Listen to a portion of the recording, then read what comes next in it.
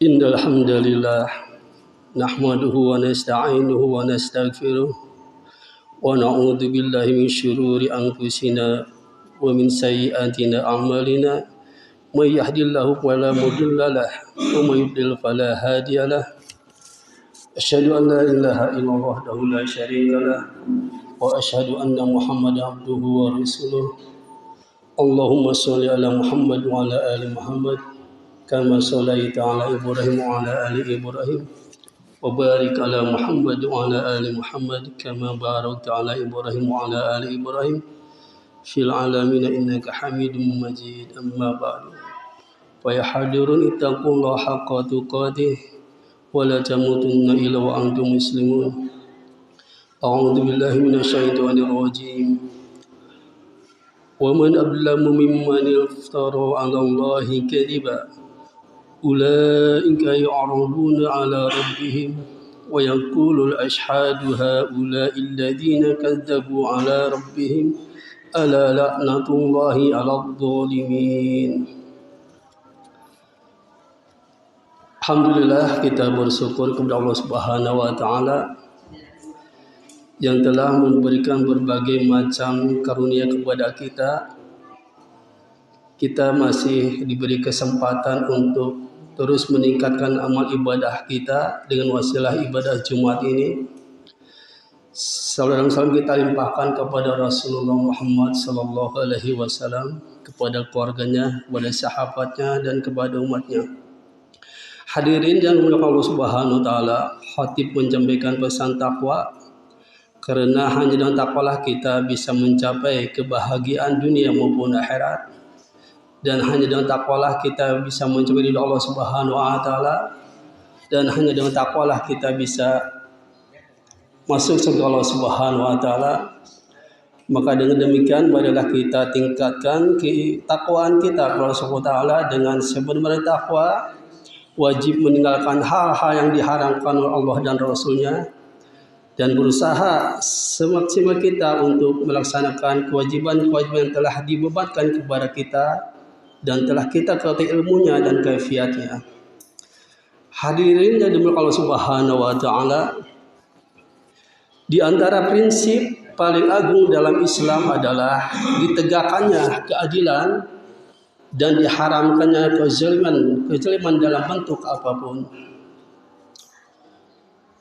Allah Subhanahu wa taala berfirman, ala la'natullah 'alal zalimin. Ingatlah, laknat Allah ditimpakan atas orang-orang yang zalim.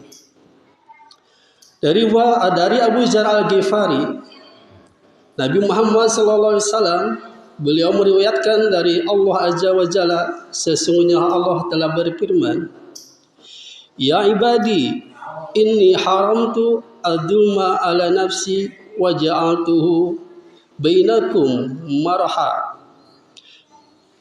wa ja'altuhu bainakum muharrama fala tadlamu. Wahai hambaku, sesungguhnya aku mengharamkan kezaliman atas diriku dan aku menjadikan kezaliman itu haram di antara kalian, maka janganlah kalian saling menzalimi. Rasulullah Muhammad SAW menjelaskan akibat paling mengerikan dari kezaliman tersebut, khususnya yang berkaitan dengan hak sesama manusia.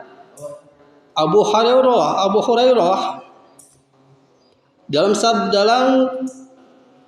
diterjemahnya hadis Nabi Muhammad SAW, dalam terjemahannya yang cukup panjang, tahukah kalian siapa yang disebut sebagai orang yang bangkrut atau muflis?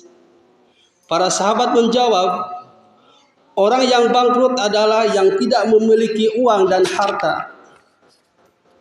Nabi bersabda, sesungguhnya orang yang benar-benar bangkrut dari umatku adalah yang datang pada hari kiamat membawa pahala sholat, pahala puasa dan zakat, namun ia pernah mencela, menuduh tanpa bukti, memakan harta orang lain, menumpahkan darah dan memukul sesama, maka pahala-pahalanya diberikan kepada orang-orang yang ia zalimi.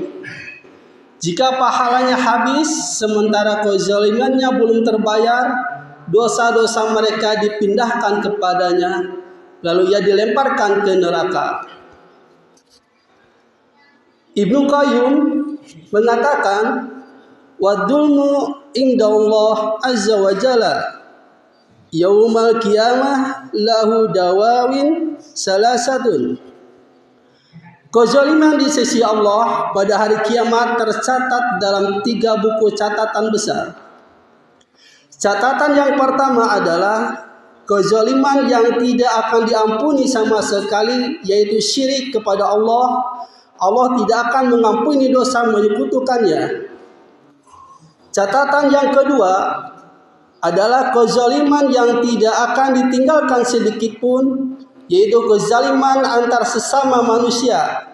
Semua hak akan dituntut dan diselesaikan secara tuntas, tidak ada satupun yang dibiarkan tanpa balasan. Adapun catatan yang ketiga adalah kezaliman yang paling ringan dan paling cepat terhapus, yaitu kezaliman seorang hamba terhadap dirinya sendiri dalam hubungannya dengan Allah Subhanahu wa taala. Dosa-dosa ini dapat terhapus dengan taubat, istighfar, amal soleh yang hapus dosa, musibah yang menggugurkan kesalahan, dan sebab-sebab penghapus dosa lainnya. Berbeda dengan dosa syirik yang tidak akan terhapus kecuali dengan tauhid. Dan berbeda pula dengan kezaliman terhadap sesama manusia yang tidak akan terhapus kecuali dengan mengembalikan hak kepada pemiliknya dan meminta kehalalan dari mereka. Hadirin yang dimuliakan Allah Subhanahu wa taala, di antara bentuk kezaliman yang paling berat dan paling berbahaya akibatnya adalah kezaliman terhadap sesama manusia. Para ulama berkata, hukukun al-ibad mabainiyatu ala masyahati la ala musyamahah. Hak-hak sesama manusia itu dibangun di atas tuntutan yang ketat dan perhitungan yang teliti, bukan di atas sikap saling memaafkan. Wa qad tajidu anasa la takadu tuhtinuhu salatun wala siyamun wala dzikrun wala du'aun walakinnahu yafri fi a'radin annas. Engkau bisa saja menjumpai seseorang yang hampir tidak pernah tertinggal salatnya, puasanya, zikirnya, dan doanya, namun pada saat yang sama ia justru dengan mudah melukai kehormatan orang lain. Hadirin yang dimuliakan Allah Subhanahu wa taala, kadang kezaliman itu tidak keluar lewat pukulan tangan, tetapi melalui lisan dan jari-jari kita. Ia tertulis dalam pesan di media sosial, terpampang dalam status atau media lainnya, atau tersebar lewat unggahan yang kita anggap sepele. Kita membuka aib saudara sendiri, keluarga, teman kerja, atau sesama muslim dengan kata-kata yang menyakitkan dan merendahkan. Padahal sebelumnya orang-orang tidak mengetahui keburukan tersebut.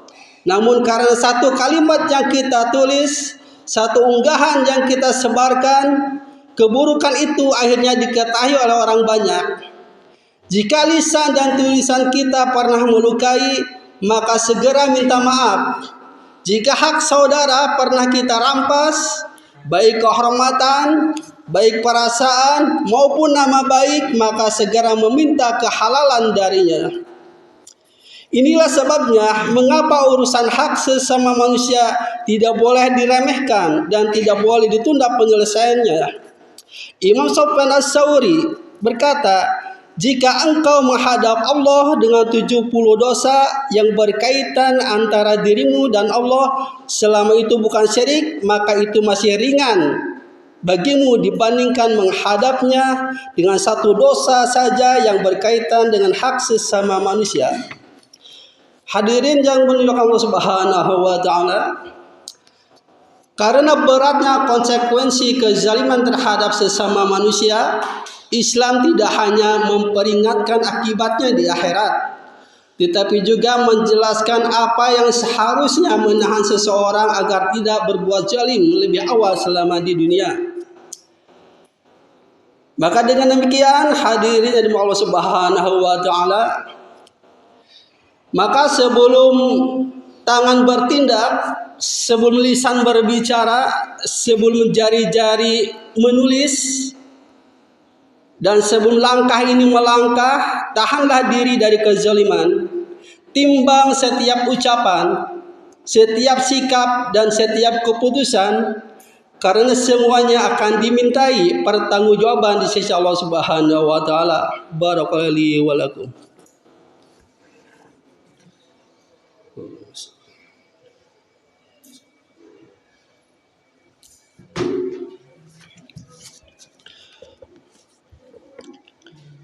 Alhamdulillahirabbil alamin. Asyhadu an la ilaha illallah wahdahu la syarikalah wa asyhadu anna Muhammadan abduhu wa rasuluh. Allahumma sholli ala Muhammadin wa ala alihi wa ashabihi ajmain, amma ba'du. Wa ya hadirun ittaqullaha haqqa tuqatih wa la tamutunna illa wa antum muslimun.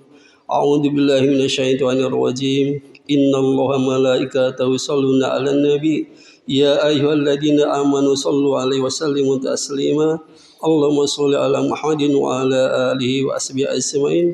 Allahumma ighfir lil muslimin wal muslimat wal mu'minin wal mu'minat al ahya'i minhum wal amwat innaka sami'un qaribun mujibud da'wat. Rabbana zalamna anfusana wa illam taghfir lana wa tarhamna lanakunanna minal khasirin. Rabbana la tuzigh qulubana ba'da idh hadaitana wa hab lana min ladunka rahmah innaka antal wahhab. Rabbana atina fid dunya hasanah wa fil akhirati hasanah wa qina adzabannar. Subhana rabbika rabbil izzati amma yasifun wassalamun alal mursalin walhamdulillahi rabbil alamin. Assalamualaikum warahmatullahi wabarakatuh. Allahu akbar, Allahu akbar. Asyhadu an la ilaha illallah.